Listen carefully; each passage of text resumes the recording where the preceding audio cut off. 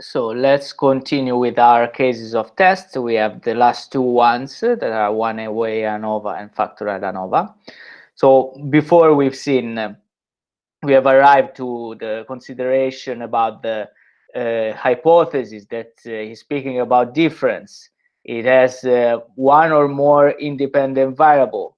We have different group of subjects, so independent measure. We've seen before that I can have just two treatments, so comparing to comparing two groups and just two groups. In this case, I have more than two treatments, and I consider just one independent variable. What is the example is very simple.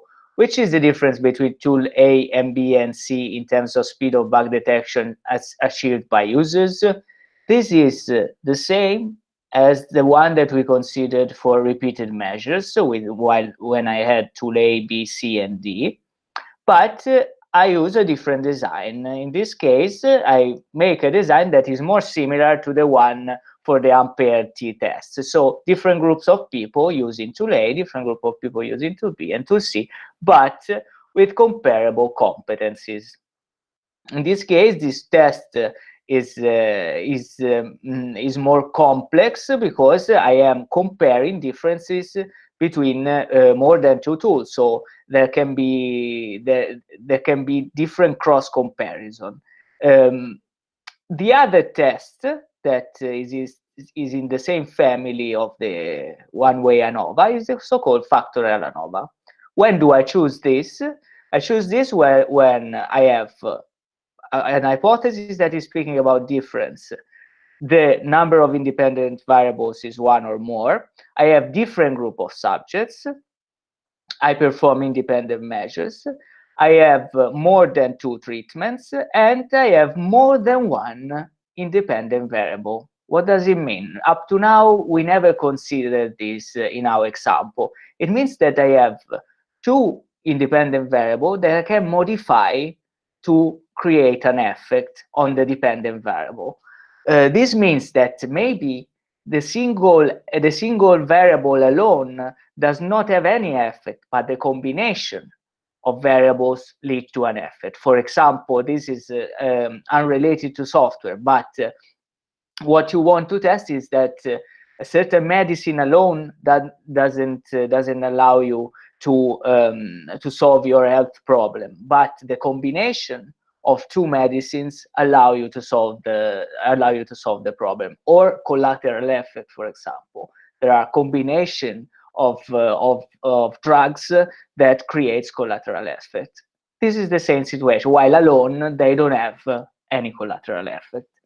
So factorial ANOVA is needed every time that you need to look at effects that may not appear for just one factor, but are related to combinations of factors.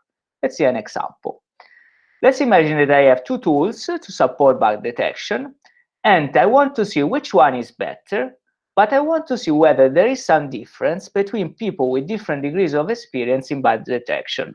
What does this mean? This means that I want to see whether one tool, for example, is more appropriate for novices, while the other tool is more appropriate for experts. So the question is, what is the influence of different tools and experience in the bug detection speed?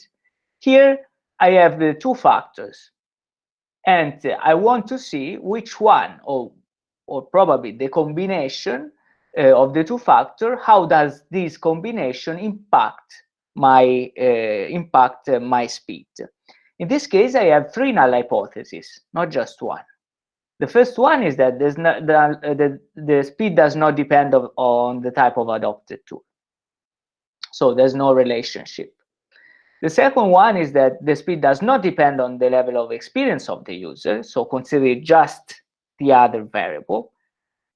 The third one is that the speed does not depend on the interaction between the type of adopted tool and level of experience, so the combination of the two variables together. How is the design? Let's say that the user experience has 3 levels, so 3 levels of experience, low, medium, and high. So I need to recruit these people with different level of experience. And the type of tool has 2 levels, just tool A and tool B. I could have also, I should have also no tool, but you know that the design would be the same with 3 levels simply. In this case, I made it simple, and I have 6 possible situations in total. So for levels of experience and types of tool. So 6 possible situations. That means people with low experience using tool A, people with low experience using tool B, people with low experience using tool, people with medium experience using tool A, people with medium experience using tool B, and so on for the people with high experience. So 6 different possible situations. So I need to group the subject into 6 groups. This already suggests you that this type of experiments you rarely do, because you need to recruit several subjects, and it's not always easy. Here are the data. The data appear like in this table. You have the list of users. Look at the left part of the slide. You have the degree of experience, and you have the tool that has been used by that specific user with that specific experience, and you have the speed. This speed is a number that I have that I have assessed. And the same thing, I've done it for all the users in the different groups. I perform the ANOVA test, and I obtain some values that, again, as we discussed before, are related to three different hypotheses to test. So here I have 3 null hypotheses to test. In this case, how to read this? This is read this way: the experience is significant because the p-value is 0.01. The tool does not appear to be significant. The interaction of experience and tool appears to be significant. Quindi, so I cannot reject H0, so there is no relationship with the tool, but I can reject the fact that the interaction between experiences and tool is not significant. In this case, this F value that you see is the test statistic for the factorial ANOVA. For the factorial ANOVA, you have the test value, like for the other cases, you have the t value. So it's this number that, again, doesn't tell much unless you look at the associated p-value. So to wrap up this, how to select the right test? You can follow the diagram. After you have designed your experiment, you follow the diagram.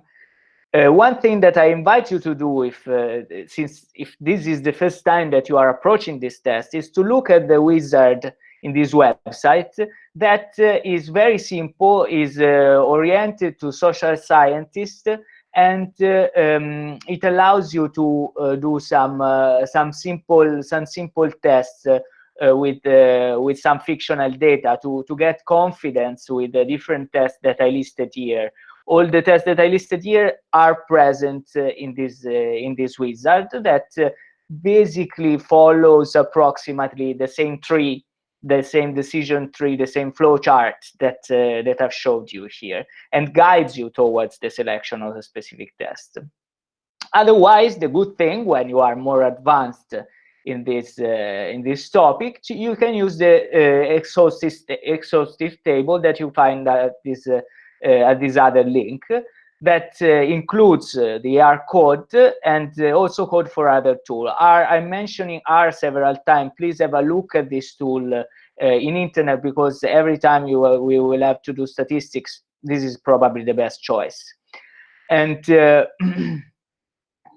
in this exhaustive table, you have also the non-parametric association, but if you are searching for which one are the parametric alternative for each specific test that you find in the table, just look at the other link. The thing that you have to remember here is that you have to always check that your test assumptions hold, because the test assumption may be tricky, especially for complex tests. Of course, do not be scared if you didn't understand everything at the first time, because it takes some time with experiment design and with hypothesis testing to get confidence with this topic. But but mastering them allows you to do real science. Okay.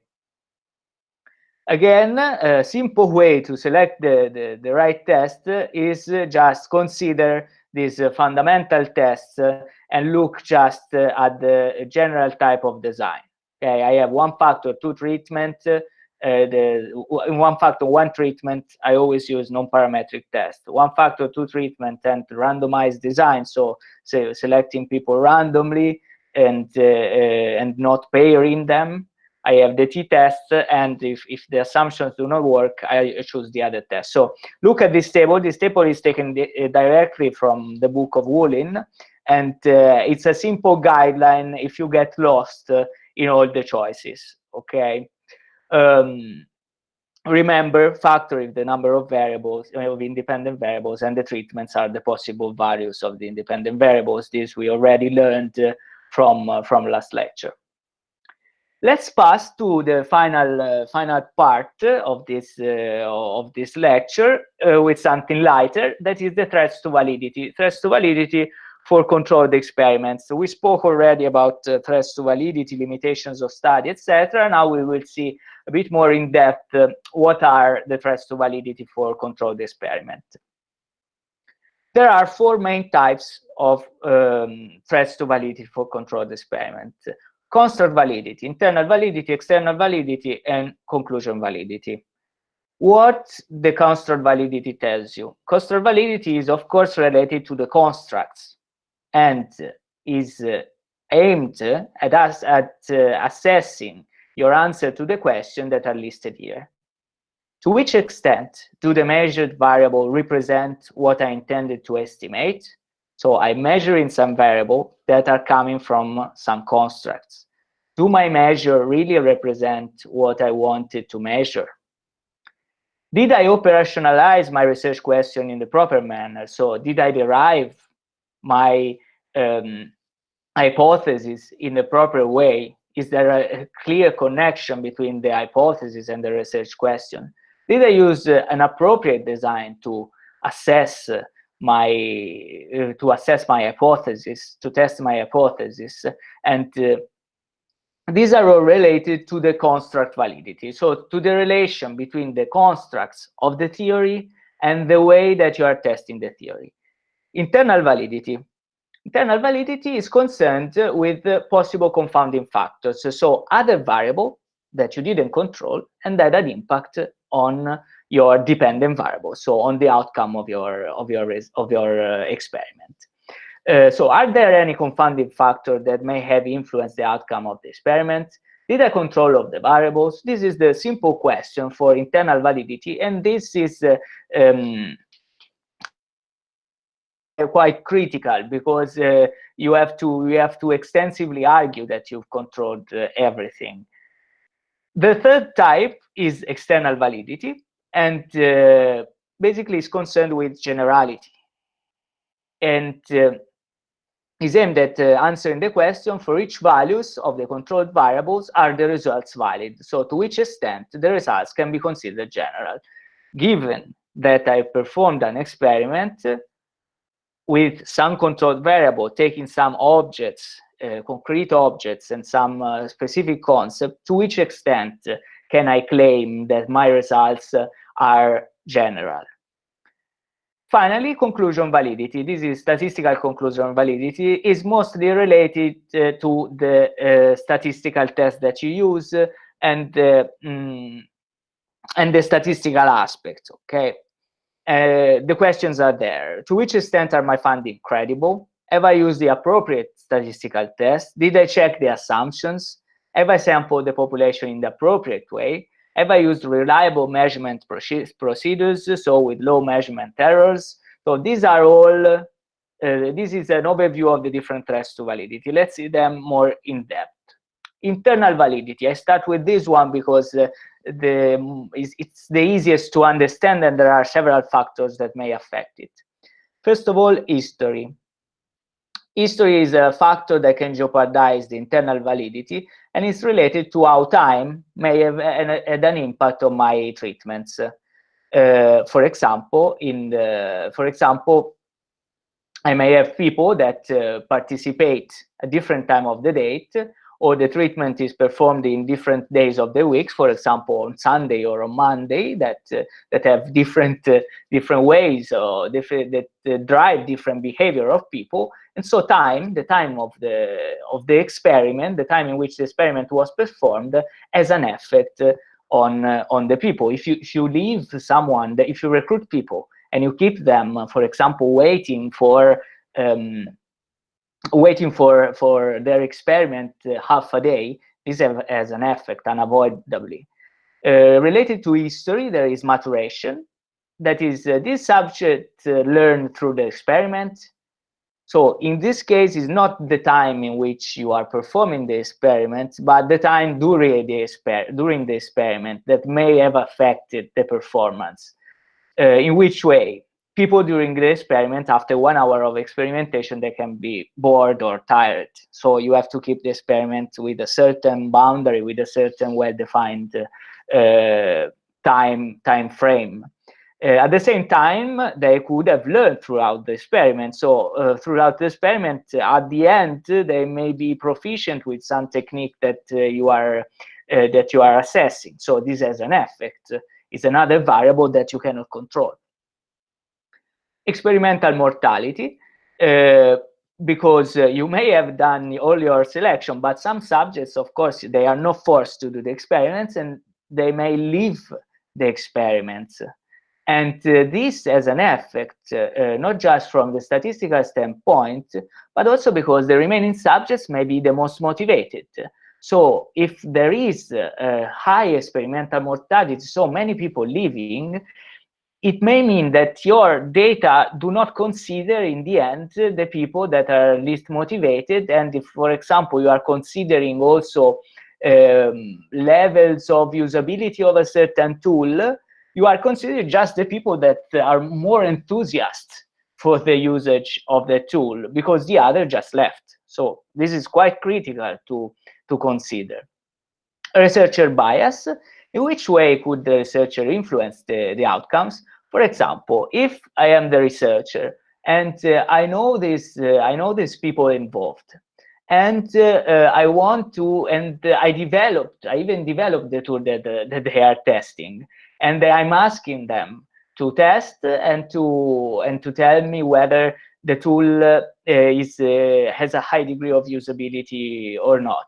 Of course, I am influencing the research by staying there and by driving the subjects towards a certain decision. This is also to consider. And every time that I design the experiment, I need to reduce this bias. I need to be as objective as possible, so detached from my experiment.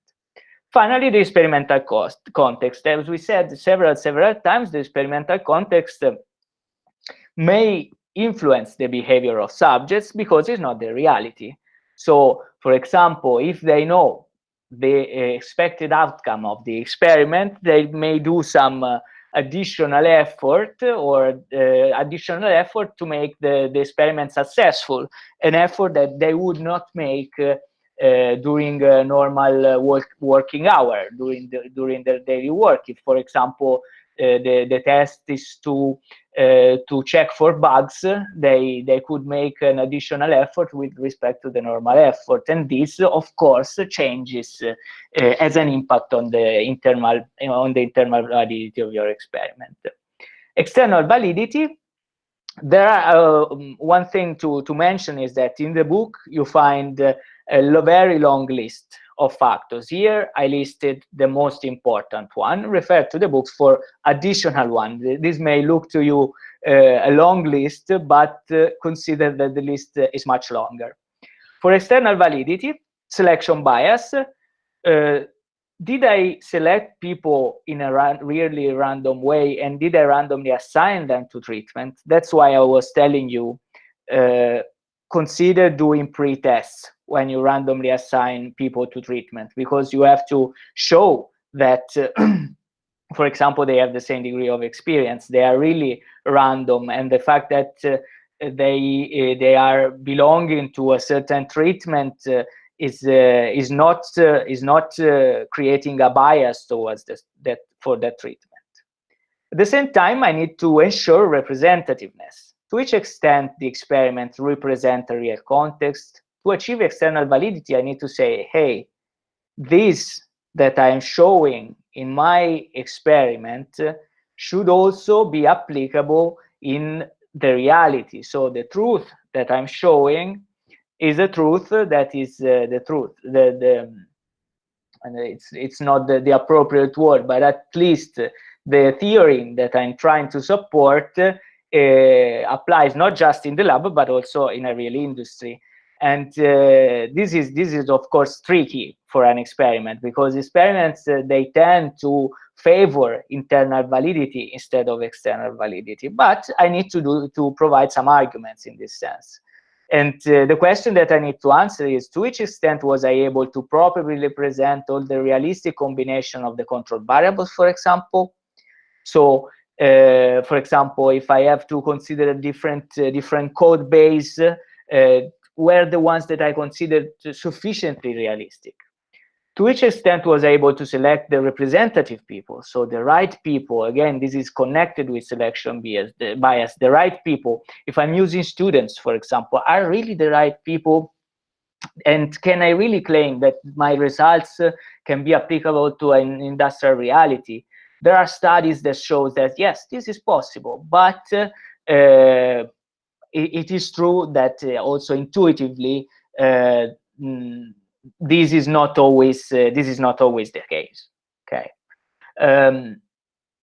To which extent was I able to select representative situations, so situations representative of not just the people, but representative of reality besides the object, but also in relation to the task that these people are performing in the experiment. Let's go to construct validity. For construct validity, I have to show that I addressed some concern related to hypothesis guessing, bias in experimental design, and subjective measures.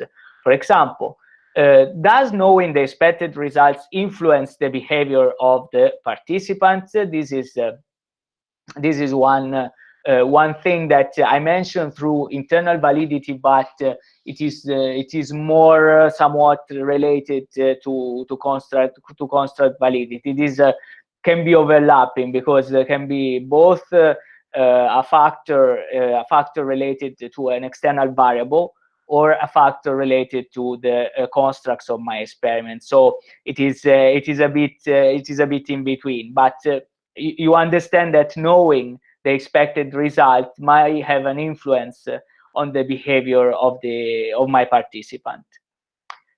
Bias in the experimental design. This is a typical construct validity threat. So was my operationalization and design correct? Did I operationalize my construct into variable, and then did I choose measures that are appropriate for this variable in a sound way that is derived from literature, or that is sufficiently justified? So this bias need to be considered. For example, if you remember, there was a case in which I wanted to compare novices and experts, but I couldn't operationalize clearly what a novice was and what an expert was. And in the end, I decided that novices are the one with less 1 year experience, and the experts are the one with more than 5 years of experience. So not considering the people between 2 years and 4 years. But this is an operationalization that, on one hand, it reduces this bias in experimental design, because it is more straightforward for to say, yes, it is sound that people with less than 1 year are novices and people with more than 5 years are more expert, of course. But on the other hand, you don't consider all in your experiment, it is limited your external validity because you didn't consider the one between 2 years and 4 years, for example. So this is an issue to consider. Finally, subjective measures. Here I am always exemplifying with a somewhat objective measure, but very often, especially when you deal with ordinal variables and nominal variables, you need to perform some subjective measures. Subjective measures, for example, related to the level of usability or the level, the answers to some questionnaires about your tool or answers about the quality of the experience. We have to assess to which extent these measures are reliable. For example, by discarding the outliers, those people that answers always the same question, by balancing the typical answer of a certain person over a certain scale. For example, there are people that are if you ask them how usable is this tool between 0 and 10, they will always give an answer between 7 and 10, while other people, they will always give an answer between 4 and 6. This evaluation needs to be subjective and need to be considered because probably the maximum for both of them is at the same level, is at the same objective level. Okay, so these are all considerations that people need to make when evaluating the construct validity. And finally, conclusion validity. Conclusion validity is related to issues that are about low statistical power, and we mentioned this low statistical power in this lecture. That is the probability of rejecting the null hypothesis when false. So the probability of committing a type 2 errors. And this may occur when I have few sample and low effect size, and if I'm using also non-parametric tests, of course, because parametric tests, they tend to have higher probability of rejecting the null hypothesis when false, so higher statistical power. Other issues may be violated assumptions, because your tests need to be again checked for their assumptions, the tests that you use, or a large amount of measurement errors in your variable. This may affect, from the statistical standpoint, the validity of your conclusion. So let's go. Now we've seen, this is I think an interesting slide. We've seen all the different pieces of experimentation. In the previous lectures, we've seen how to build a theory, how to build research questions, and how to define hypotheses and variables. In these lectures, you've seen how to test these hypotheses, and based on the data that you've been able to collect. And now we will look at how to put everything together in a report. This will be quite short discussions. But what I want you to focus is this diagram. Okay, so basically every experiment is made of 3 steps: a preparation, an execution, and reporting. Reporting here is depicted like just the last column, but reporting is concerned with also all the other elements. So what do? I start with the theory, I formulate research question, I formulate my hypothesis and variable definition by operationalizing the research question, I build my research design, define my measures for the variable, I recruit participants and select artifacts, and then I execute my experiment by collecting the data and analyzing the data.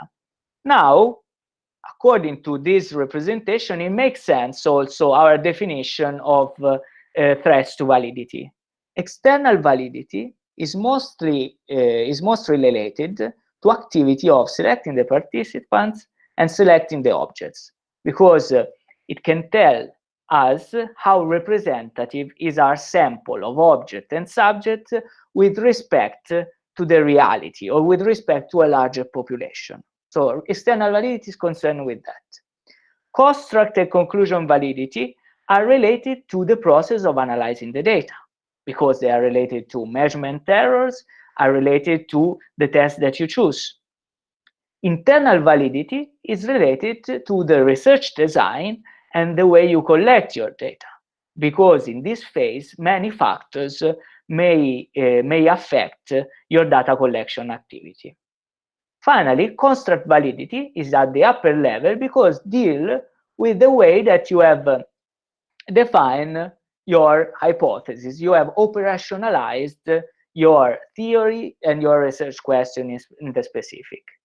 Finally, your answers are reported always in relation to research question, and your discussions are reported in relation to the theory, so in relation to the background work that was performed that then drove your research, or the experience and the context that have been done in similar fields. Let's see a structure of a paper, very detailed structure on how to report experiments. Here you have 2 slides actually. Okay, you have you don't need to, we don't read this all together today, but you just have a look at it. You start with the motivation, you discuss the problem statement and research objectives, so at the higher level. Then you express your design in terms of research questions, hypotheses, and variables. Here goals, here in the book they are called goals, but we can call them research questions, okay? In our case is research questions. And the book also speak about this model GQM. You can look at it, but we didn't discuss it. It's very easy to understand. We didn't discuss it during this lecture, but just think that you start from some goals or some research question expressed in a certain way, and you want to evaluate some attribute and measure some attribute in relation to this research question. But it doesn't matter here. The important thing is that you have an experimental design where you have research questions, hypothesis, and variable, then a description of subjects that you recruit and objects that you consider, for example, the code or the tool. Then data collection procedure, how did you perform the data collection, the analysis procedure, and the evaluation of validity. This is evaluation of validity normally is something that you have to consider throughout the process, throughout the process of experimentation. But in here, you report it already during the experimental design. Why? Because you are choosing some measure, some countermeasure to allow you to say later on that your experiment was carried out with the idea of avoiding certain typical pitfalls. Then there is the execution of experiments. Most of the time, the execution of the experiment is very short as a report, because most of the information is already reported in the research design, unless there is some deviation. Unless there is some deviation with your plan. Then there is analysis of your data. First, you present some descriptive statistics. This is also an aspect that we did not consider in this lecture, but I think it is very intuitive, and you can find in the book. It's the classical diagram that can present your data without doing the hypothesis testing, and the core thing, the hypothesis testing. So how the data was evaluated and how the analysis model was validated. Interpretation, so there is an evaluation of of your results, and in which you explain your results and you answer to your research question. Finally, you discuss residual threats, because residual threats to validity, because you've done a procedure for with a list of countermeasures to avoid typical threats, but some threats may exist, for example, most of the time related to external validity. So these needs to be discussed. Then conclusion and further work, in which you discuss the relation of the study to existing theory. This is also another aspect. Of course, in a report in principle should have all these points, but the core point are the motivation, the design, this related work with some background, the experimental design with some pointers, the experimental design in which you define research questions, hypotheses, variables. You describe the design of the experiment, how it was carried out. You explain who are the subjects, so listing, I recruited these people in this way.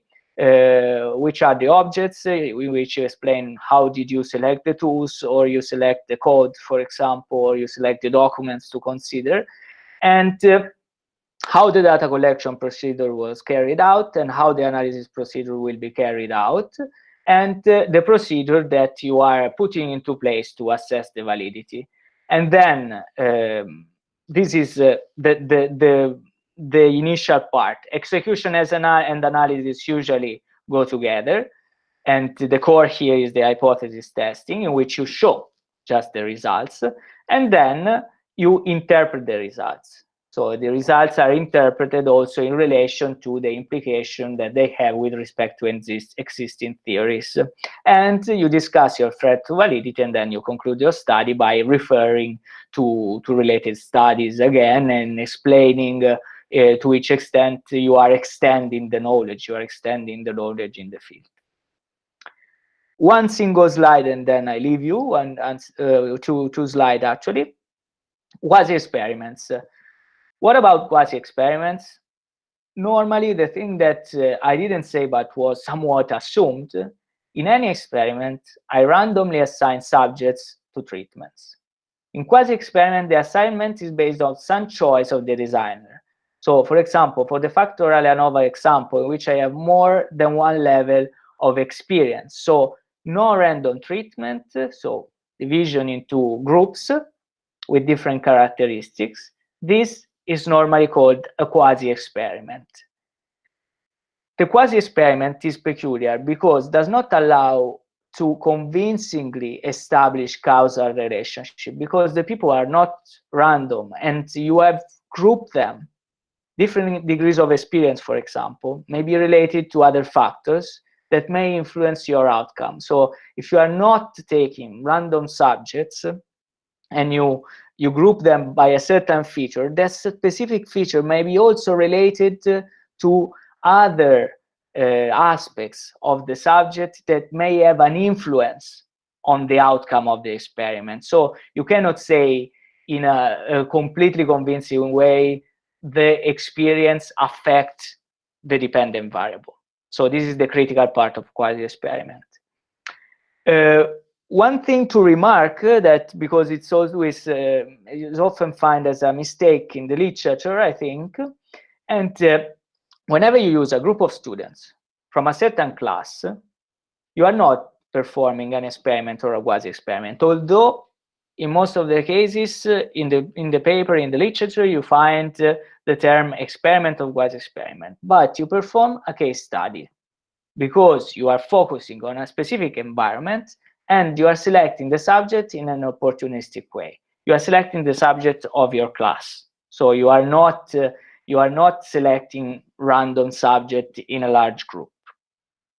Okay, so this is different if you are actually recruiting students in the campus, or you're recruiting students in the university. Of course, it's different, because in that case you select you select in a random way. In this other case, you consider your class, you consider a lot of also relationship between the students and yourself as a researcher. So it is much more contextual and unavoidably biased. Summary to conclude this long lecture. Controlled experiments in software engineering are a research strategy mostly oriented to test the impact of some treatment, a method, or a tool to a certain dependent variable. For example, the speed, the bugs, the success, the happiness, several variables are possible. But controlled experiments in software engineering, they normally do that. I want to test a treatment, a practical methodology or a tool, and I want to see whether I improve my performance, my speed, my bugs detection capability, the happiness of the user, and other similar variables. They are based on hypothesis testing. That always implies showing that my experimental data that I gathered through the experiment reject the null hypothesis. Okay, the null hypothesis that normally say there is no impact on the dependent variable. Since the control of the experiments always aim at showing that there is an impact, I want to reject this hypothesis.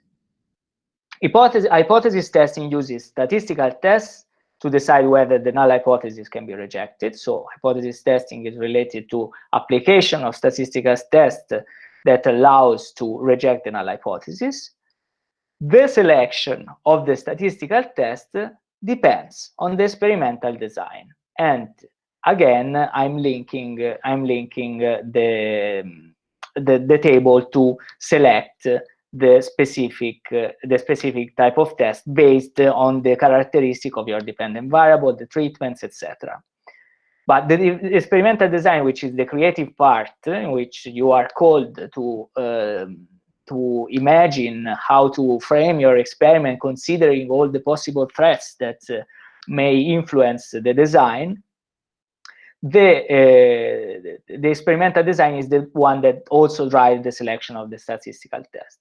When I perform a statistical test, I hope to obtain small p-values and large effect size. This is most of the people tend to forget all the rest of the information, just look at p-values and large effect size. But now you have some more information to understand what is behind these p-values and effect size. And the thing is also always remember not only to consider the assumptions of any test that you perform, but also analyze and clearly report possible threats to validity. How to do this? It depends on your creativity, it depends on your experiments, it depends on how well you have understood the potential risks of jeopardizing your actual experiment.